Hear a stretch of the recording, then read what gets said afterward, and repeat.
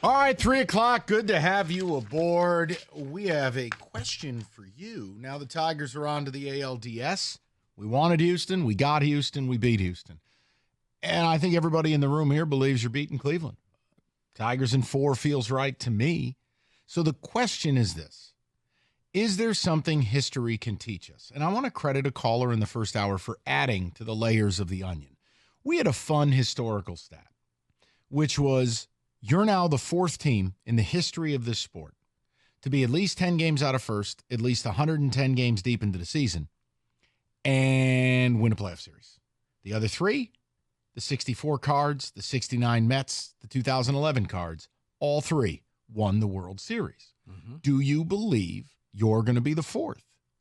But a caller last hour shed some light on something interesting as well, which is Rico's Braves in 21, the Rangers and the Phillies, each of the last 3 years, were the hottest teams over the last 12 games to end their season, and they maintained the torrid pace they were on to win the World Series.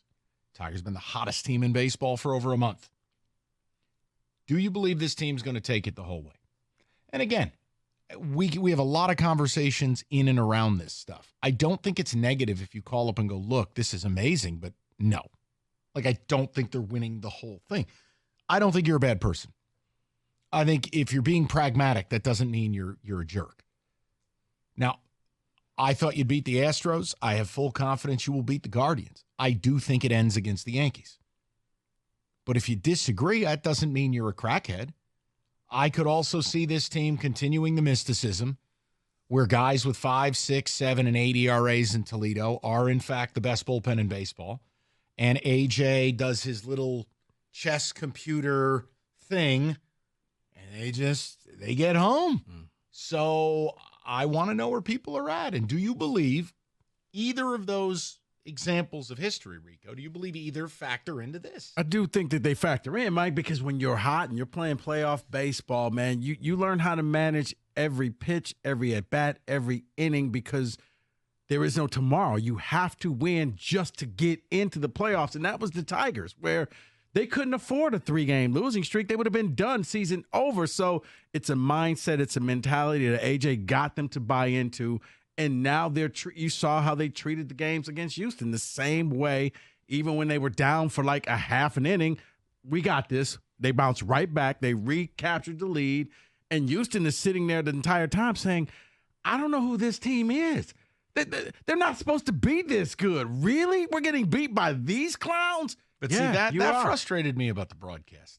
Can I do that for a second? Yeah, go for it. Listen, as much as I have a disdain, like I've talked about, my opinion of Bally is not very high. It's the Kremlin. I just don't need it. Call the game. I'm smart enough to make my own determination what's good and bad. My point is, it was so clear that Michael Kay and Tim Kirchin and Tim Frazier had never watched this team play.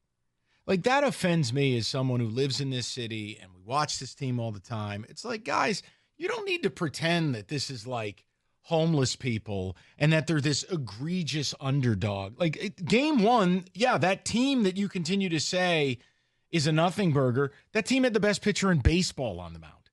And you had choke artist Framber Valdez. Seriously. Right. Like, it just irks me, Rico. Like, they act like...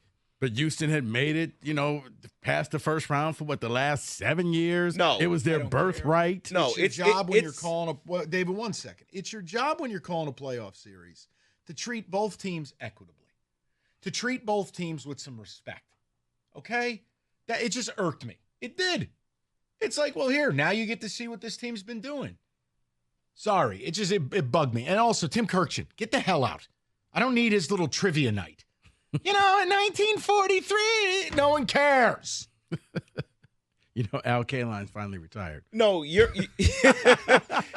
another story of that, please. I mean, you're right, Mike. And Kenny and I were having this discussion yesterday, and I'll give them game 1 because the Tigers did something making the playoff that was unprecedented. So I gave them game 1. But in game 2, when you're sitting there, when the beat writers are in town, the manager is in town, the team is in town, and you're still saying, well, I don't know how they're doing this with the bullpen, and have a conversation with someone from the team about how they've been doing this to get here. David, you could just Simply look at the lineups. No, I get it. You're Look at right. bullpen usage. You're right. Just say, this is the modern embodiment of Moneyball. This has been one of the most incredible runs in history. And you're not going to know the names of these players, but when we tell you they're good, they're good. No, you're right. But instead, they did this, let's put on a diaper and be exasperated. To me, it's just unacceptable when the team is in the same city you are now, outside of what you can do for research. David, what can I say? Everything you said is correct. It boils down to lazy journalism by a lot of people. You already go into that game or that series with an agenda, and you're going to make the stories fit what you've already pre-written. You see that all the time. Instead of just looking at the facts in front of you like, hey, guys, this is a heck of a story right here that hasn't really been told nationally.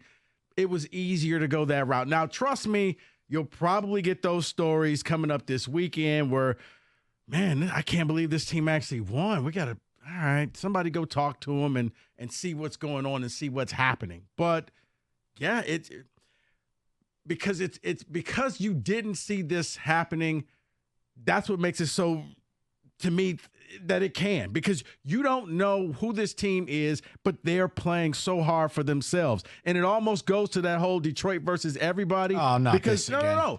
No, Mike, I'm not saying that that's what the team is doing, but when you get disrespected nationally, when nobody talks about you, yeah, you know what, guys?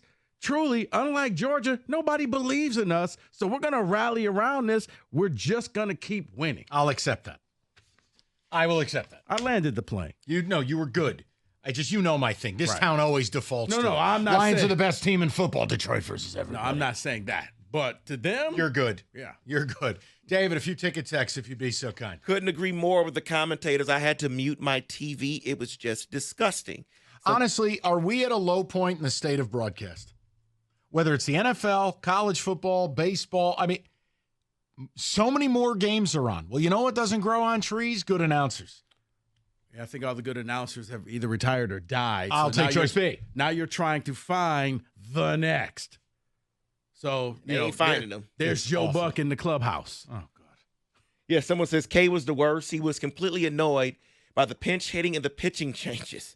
Dan up north. Now, but again, be fair. Let's be fair. Where does he broadcast? New York. He's the Yankees play-by-play guy. This style of baseball, that ain't ever working in New York. No. So I will at least allow. This was like the equivalent of him doing a minor league game. Like, this isn't real. Okay. Yeah, on that level, I can understand it. But your job is you can't allow that when you're calling the game. Now, again, he does a radio show in New York. If he wants to say, I don't want to watch that kind of baseball, that's a radio show. Mm-hmm. When you're calling the game, shuffles his paper. Wait, who is this? Just be respectful of both teams. I don't think that's asking too much. Yeah, we're not asking you to go the other way with Gus. Right. We're just asking you to be in the middle. Oh, here's Gus on a Saturday.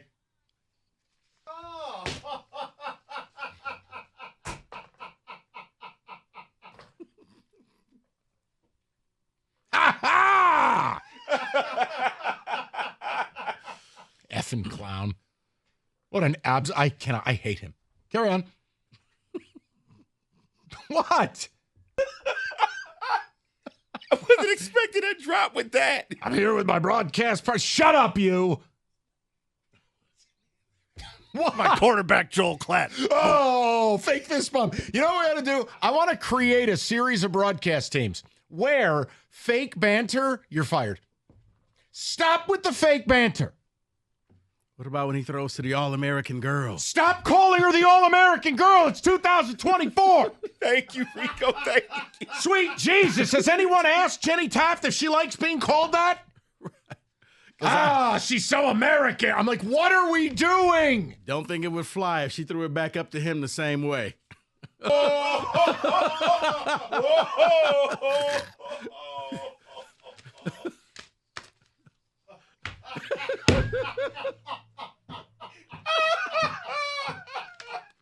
And now here's a read from our All-American Negro.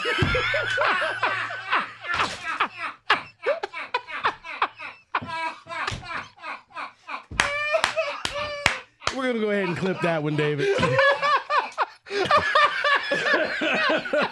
That's the new Friday open. I'm fine with it. I'm totally good. Can you imagine? Have her throw it back to the booth.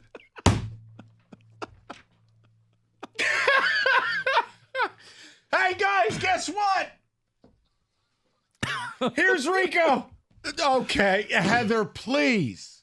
Okay. You know what?